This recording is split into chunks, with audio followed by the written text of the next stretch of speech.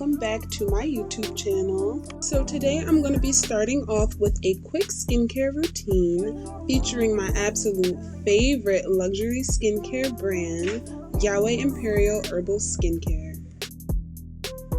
And you guys, their products are truly amazing, formulated with powerful and effective ingredients that are all natural and work together to truly nourish and transform your skin in real time.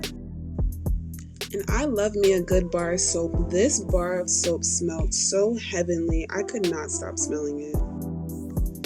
And I used to be one of those people that could not leave the house without makeup. Nowadays, I put on just a little bit of blush, a little bit of mascara, and a little bit of lip gloss, as it goes a very long way now that I've been using these products to truly enhance and transform my skin. You guys, I still have some blemishes, but as you can see, I truly am glowing.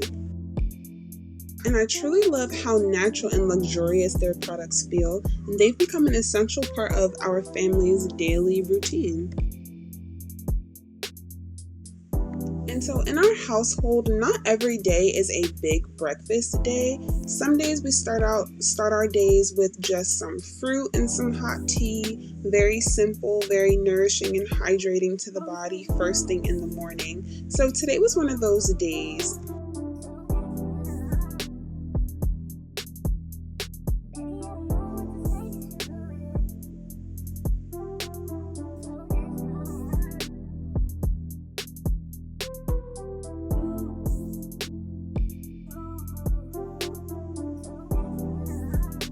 On this day, we took a trip to our local library, and I have to say, it is one of the best places for our homeschool journey.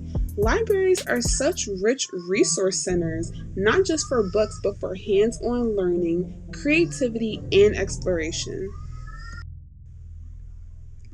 When we actively engage with our children, whether it's through reading, doing hands-on activities, or exploring new topics, we're not just teaching them facts.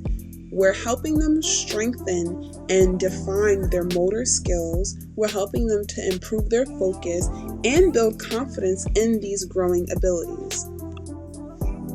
I wanted to pull up a very popular Proverbs verse, and this is Proverbs 22, chapter 6, and this says, "Train up a child in the way he should go, and when he is old, he will not depart from it." So taking the time to guide your child and interact with them through these learning experiences really builds a strong foundation for lifelong growth.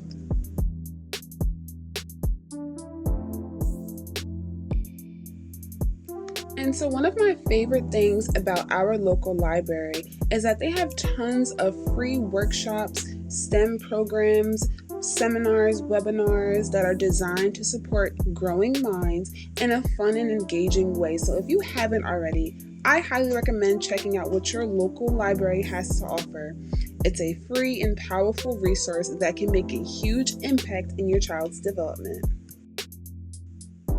And not only is your library highly beneficial for your children, but you as a mother, as a parent, may or may not be a parent watching this, but I know me, I love to learn. I love to learn new things. I love to read up on things that interest me. So I go to the adult section. I usually go grab books that are centered around things I like, such as gardening, beekeeping, self-sufficiency, cooking, things of that nature I love to learn.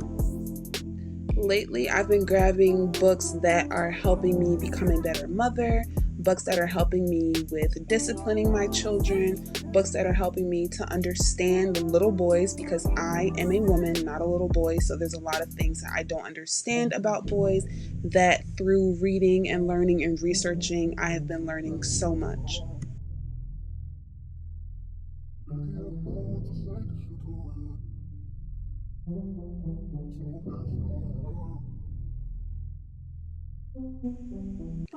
So now we have gotten home. I have put the boys down for their nap. They did have a lunchtime, so that was off camera, but they are sleeping for their nap, and this is a perfect time for me to catch up on any schoolwork I may have. And in case you guys didn't know, I am currently in school to become a doula. I'm getting my doula certification. And if you don't know what that is, a doula is a non-medical support person for a pregnancy or for a woman who is pregnant or going through postpartum, which is the period after pregnancy. So I am in school for that, and I am very excited to begin that journey. I still had some time before my boys woke up, so I figured I'd get started on dinner a bit early today.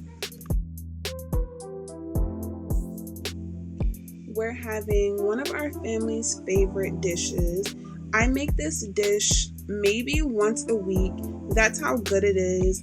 To me, it's pretty quick to make. I have truly mastered this dish. It is a chickpea tikka masala. If any of you guys follow me on Instagram, then I'm sure you've seen the shorter version of how I make this. But for those of you who have not, or who have wanted more insight on how I make my stews, I can walk you through this process as it's become pretty quick and easy for me. But basically what you want to do is you're going to wash thoroughly and finely chop all of your vegetables of choice. I typically use onions, carrots, honestly, whatever we have, I will use basically, because we are a no-waste household. We really try not to waste any food.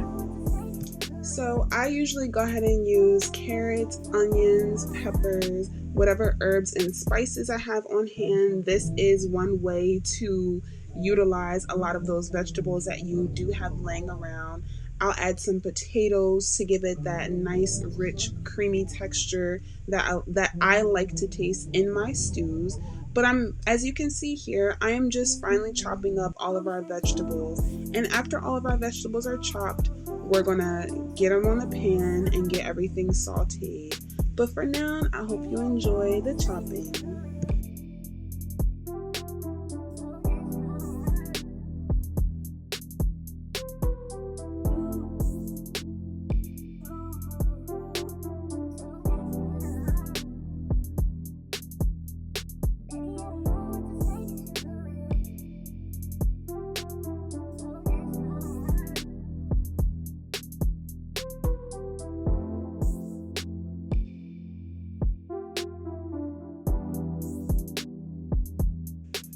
And as a quick rule of thumb, when I cook, I like to add the first thing that takes the longest to cook. So in this dish, the potatoes, they usually take longer to cook than the other vegetables that I use. So that was the first thing to go into the pan, followed by the onions, the celery, the cooked chickpeas. These were chickpeas that I already cooked prior to making this dish.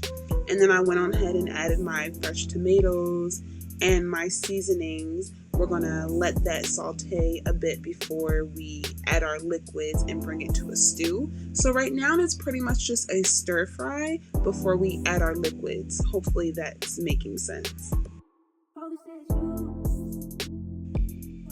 And I'll usually add a bit of coconut milk or a bit of water, but you can add whatever milk you have on hand. I recommend plant-based milk because I know dairy milk tends to curdle when you cook it certain times, so I don't typically like to cook on the stove with dairy milk.